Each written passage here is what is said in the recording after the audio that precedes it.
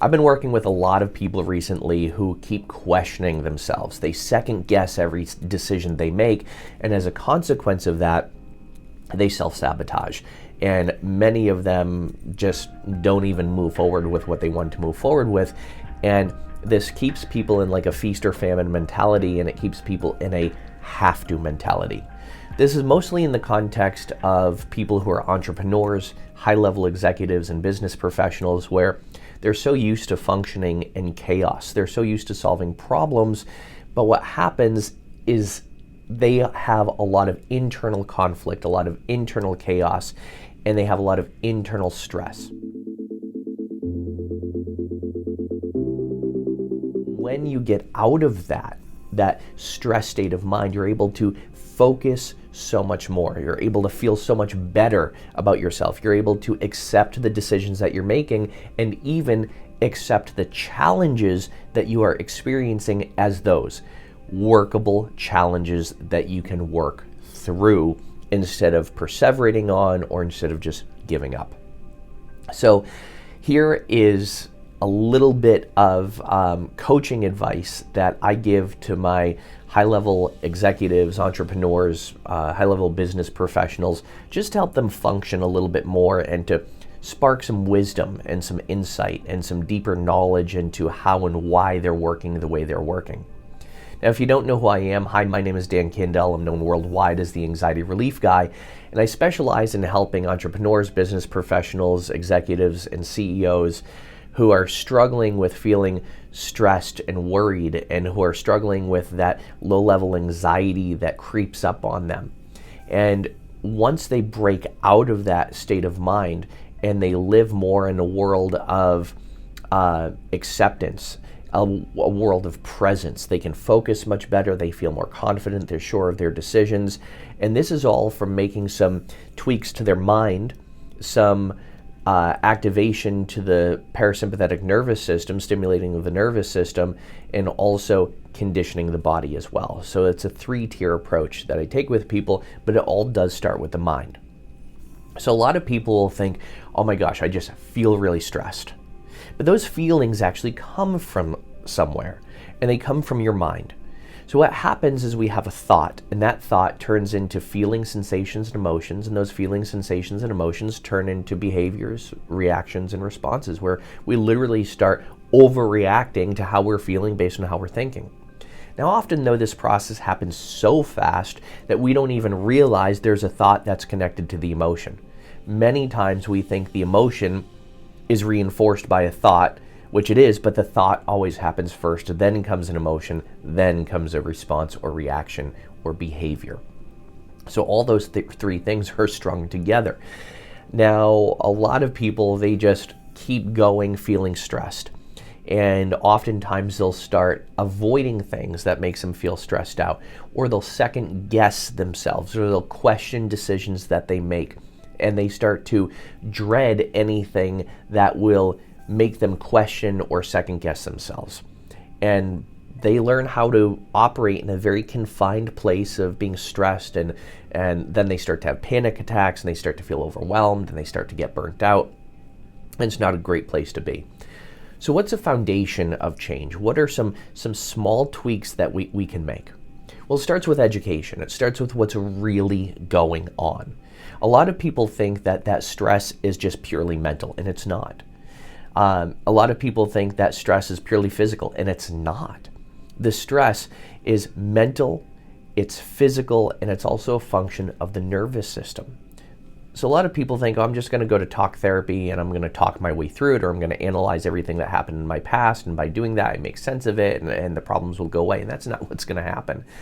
We actually need to work with the mind, the body, and the nervous system.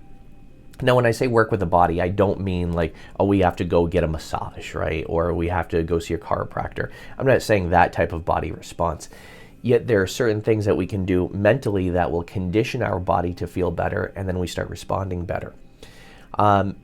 Anything that you're struggling with, in order to keep struggling with it, it has to be maintained.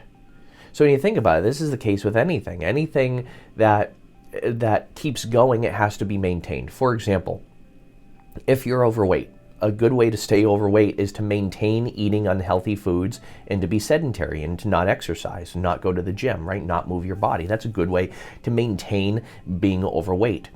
A really good way to maintain the fact as your car keeps breaking down is to not pay attention to the signals that your car is giving you that says, hey, I need service. It's a really good way for your car to keep breaking down is to keep ignoring those signals.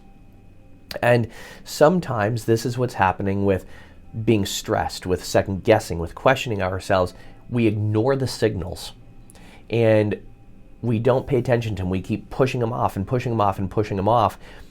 Instead of ignoring those signals, we can become aware of them and become aware of those feelings. And then we can start, instead of maintaining those feelings and those thought processes, we can initiate better thought processes, better feelings, and then maintain those. How do happy people maintain happiness? They keep doing happy things, or they keep doing things that are going to be more fulfilling and more happy. Now, does that mean that happy people don't get stressed out? Does that mean that happy people don't get sad? No, it doesn't mean that at all. It just means that people who tend to be happier, they handle their challenges different because they maintain things that put them in a state of emotional control. So what's one of the ways that I help people? Well, I integrate facets of rational emotive therapy. Rational emotive behavioral therapy. I integrate facets of that in a big part of what I do. I integrate facets of acceptance into part of what I do. And one of the things that I often do with my higher level clients is I say, let's just sit with this for a moment. Just think about how this feels. And I invite people to close their eyes and I say, just let these words resonate with you. Notice what comes up. Life is filled with amazing moments. Life is filled with accomplishments. Life is filled with happiness. Life is filled with hugs and laughter. Life is filled with celebration. Life is filled with life and birth. Life is filled with opportunity. And now feel this. Life is filled with sad moments.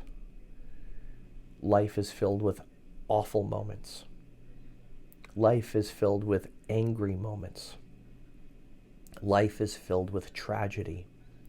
Life is filled with loss. Life is filled with death. And I invite people to have an experience with each one of those. And one of those will usually strike a very emotional core, an emotional chord with people. And it's just really interesting to see where that emotional chord is struck, because that means that's where we need to focus a little bit more time and do some more inner work. So take away from this video a couple of points. Number one, you are in control of how you respond to your thoughts. And in order to continue to feel crappy, you have to keep thinking crappy thoughts.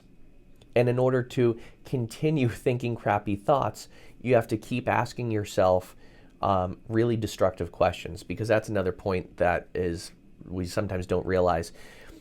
People who seem more miserable, they ask themselves really destructive questions. They second guess themselves. In fact, we can actually train ourselves to ask better questions. For example, instead of saying, what's wrong with me, say, what's going on with me?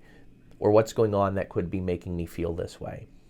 What can I think better that will actually make me feel better? What can I look for in my life that will actually make me feel better? And refuse to accept the answer, I don't know. Refuse to accept that answer. I don't know cannot be an answer. This is going to help you get creative. And when we ask ourselves what's wrong, our mind wants to find something that's wrong. So it will find things that are wrong. So these are just facets of some inner work that I do with people, so that way I can start to train people to think differently. When they start thinking differently, they feel different. When they start feeling different, they start responding different. Now, one of the biggest questions I get asked by people is like, do people who are happy have intrusive thoughts. Absolutely, because believe it or not, you are not in control of your thoughts right now. You're not in control of your thoughts. You are in control, though, of what you do with them and how you respond to them. Happy people, successful people, people who are really high performing, they all have negative thoughts. They have nasty thoughts. They have weird thoughts. They have intrusive thoughts. It's just they recognize, oh, that was a weird thought, and then they move on from it. The difference between a person who can do that and who can't do that is they just don't know how to move on from that. And that's part of what I teach people, how to change that thought process to change the feelings.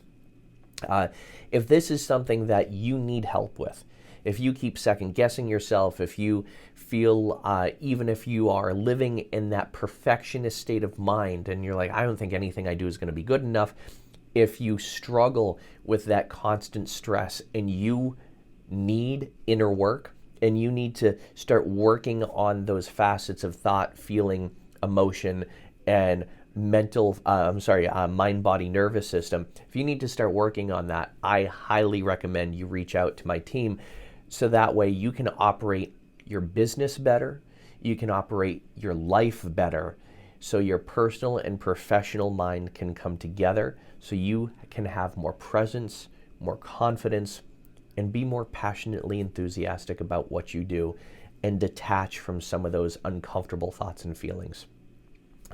The link is below to the calendar to talk to someone from my team. It should be there, at least below this video. And as always, be well, do good, be true to who you are, and happy healing.